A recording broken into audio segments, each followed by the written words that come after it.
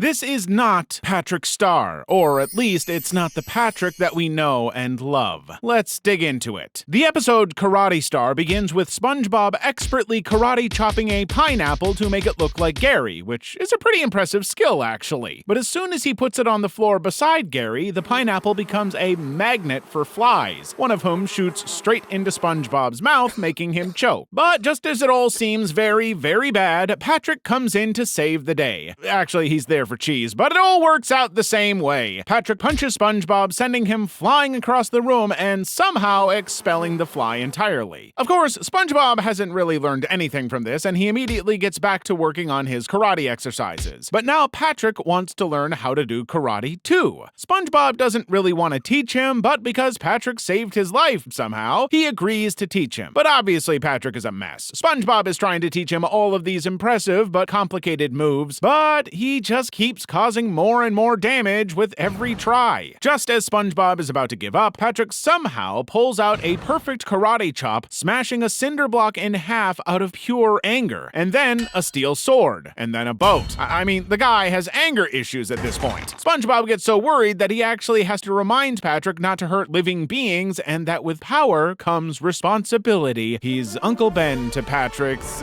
spider fish. But SpongeBob has work, which means he can't oversee Patrick, and that's when everything takes a very unfortunate turn. Because with nobody to stop him, Patrick pretty much goes chop wild. Patrick starts chopping literally everything that he sees, and he becomes so terrifying that people in Bikini Bottom run into the Krusty Krab screaming about the mad chopper on the loose. So, of course, SpongeBob knows exactly who that is, and rushes to put an end to the madness if he even can. But this whole time, Patrick is basically robbing an ice cream store, getting the guy to make a cone stacked with every single flavor they have, but he doesn't have the $80 to pay for it. And when the ice cream guy refuses to trade and threatens to call the cops, Patrick smashes the glass and tips the ice cream into his mouth. Seriously unhinged. He eats so much ice cream that he can't even leave the store. He has to chop a new hole into the door just to fit through it. So now SpongeBob has to tell Patrick to stop destroying Bikini Bottom. But Patrick has a new symptom. His arm physically cannot stop chopping. It's like it has a mind of its own and an urge to chop. And here's where everything gets weird. The arm drags Patrick all the way to the bargain mart, where it chops the place to complete destruction until it finds a pack of kitchen sponges. Patrick thinks that this is SpongeBob's corpse. Yep, corpse. Patrick is worried that he somehow crushed his friend amidst all the chopping, but it turns out he didn't. SpongeBob hasn't been crushed by Patrick's hand, he's been crushed by debris from the destroyed store, which is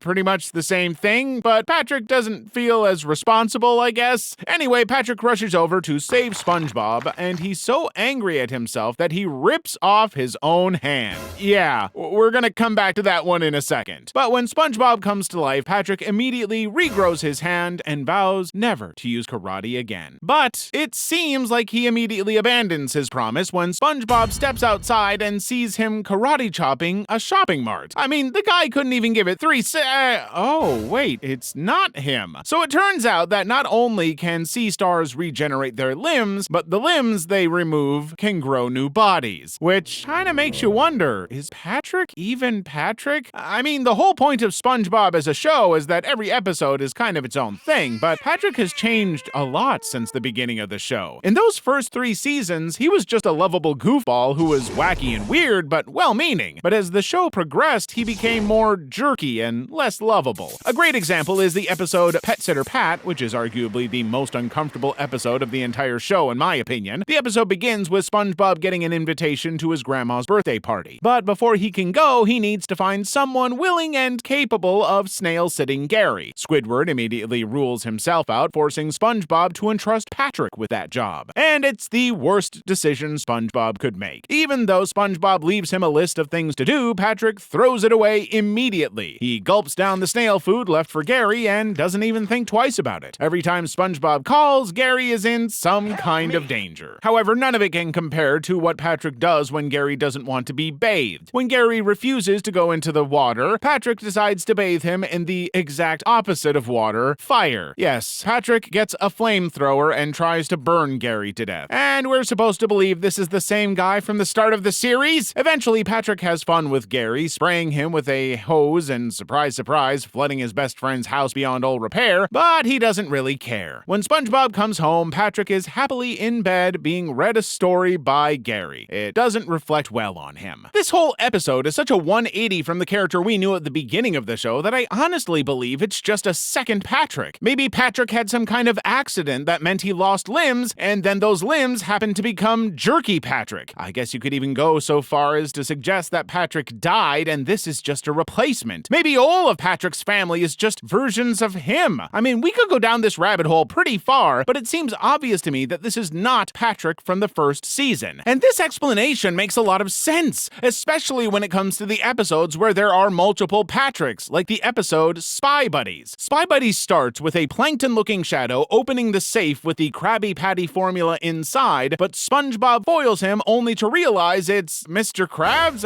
Yeah, this episode is gonna get hard to explain, but I'll try. So Krabs was just trying to make sure that the recipe was safe and plankton-proof. Plankton, it turns out, hasn't tried to steal the recipe in over a month, which Krabs thinks means he's planning something big. So he makes SpongeBob follow Plankton to find out what he's planning. I think we know how bad this is gonna turn out, right? SpongeBob tells Patrick what Krabs has asked him to do, and Patrick decides he wants to be a spy too. So they get a Mission Impossible-style briefing in a Krabby Patty, basically telling them to find out the plans or be fired. Oh, and then Patrick puts the Krabby Patty in his pants, even though Krabs warns him it'll self-destruct, so Patrick has no flesh on his lower body. I told you it'd be hard to explain. Anyway, SpongeBob and Patrick go to Sandy to get some help on how to spy, and she shows them all these gadgets but won't let them use any, which is, rude. But then they prove her point when Patrick knocks her out just to steal the equipment anyway. And Patrick, being the impulsive jerk he is at this point in the show, grabs the laser-equipped Bermuda shorts purely so that they will fire lasers when he farts. Wish I could say I wouldn't do the same thing. So, with their gadgets and spy gear all ready, SpongeBob and Patrick follow Plankton in the least subtle way of all time. I mean, they're not even remotely spying. They're just outright stalking him and loudly telling every detail of his day to Mr. Krabs over the walkie-talkie. Plankton even tells them to quiet down at one point, and that's before they set him on fire with the magnifying glass. So SpongeBob and Patrick eventually find themselves on the roof of the chum bucket, but have to get inside, and Patrick has the idea to use his laser pants. So he intentionally farts so hard that he cuts a hole into the roof with the lasers, which actually works pretty well, so good job with the farts, buddy. When they get inside, Plankton thinks they came in to eat his food, but while he's being all weird and polite, Patrick realizes he has to, go. Yeah, and every time he farts, his laser destroys a piece of furniture, and Plankton, being polite, offers him a raspberry iced tea, a bran muffin, and even a prune Danish. He doesn't know Patrick needs the bathroom. His politeness is just built around natural laxatives, I guess. Eventually, Patrick ends up letting loose and totally destroys the chum bucket with his laser farts. To be fair, it would have been worse with the laxatives. So now, Plankton is furious and he sends a blimp to the Krusty Krab, and Krabs thinks this is it. This is the big plot. Plankton hits a button and starts playing music that is so annoying the customers leave en masse, and Krabs calls his bluff. He puts his customers and Squidward into a cannon and fires them at the blimp. Pretty sure it's assault, but,